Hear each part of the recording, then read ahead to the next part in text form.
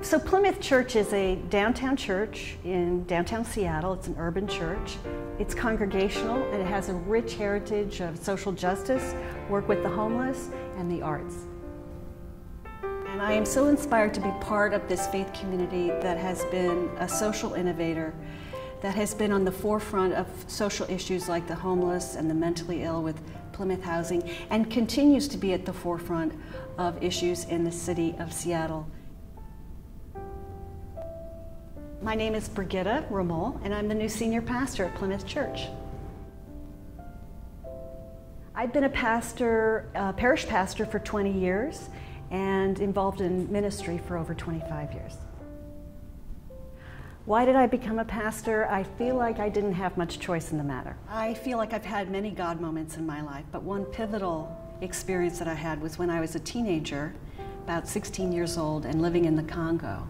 I had the chance to go out into the bush and to see the missionaries at work on a hospital station. A barge arrived with the petrol to run the generators for the operating rooms, and it miraculously made it all the way to this hospital station without being pilfered.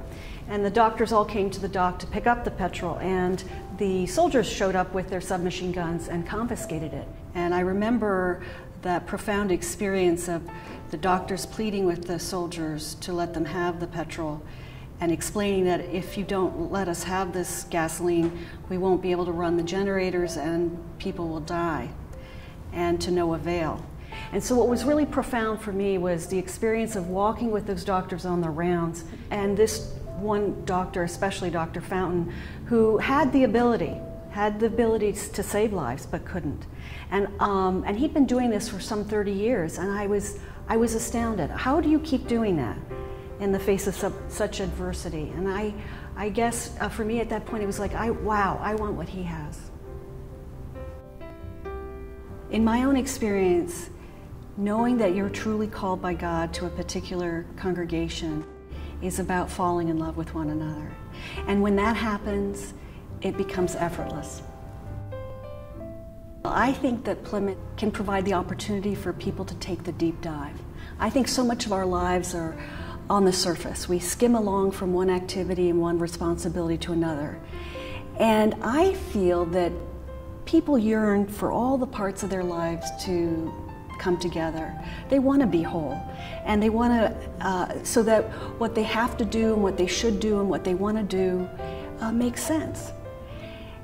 Plymouth offers people the opportunity to participate in the greatest journey of their lives, to come to know God, to love God, and to serve God. And we can do this at Plymouth by being a community, an intentional community of followers of Jesus Christ. The reason I personally find the image of sanctuary so compelling, or it's compelling for me, is that I think that life kind of wears us down. And that without even knowing it's wearing us down, you know, all of a sudden we turn around and we go, what happened? And so I think we need intentional places to fortify our spirits and to renew ourselves so that we can be in the world and not just sort of go through the motions, but to really be present in the world in which we live. Part of my calling that I feel very passionate about is to offer people the opportunity to experience God. I feel that everyone, it's part of our DNA as human beings to seek union with God. And it can take many avenues, certainly, but I think the church in Plymouth provides a wonderful opportunity, and certainly in its own way a unique opportunity to experience that, to get out of our heads and enter into the mystery of the divine.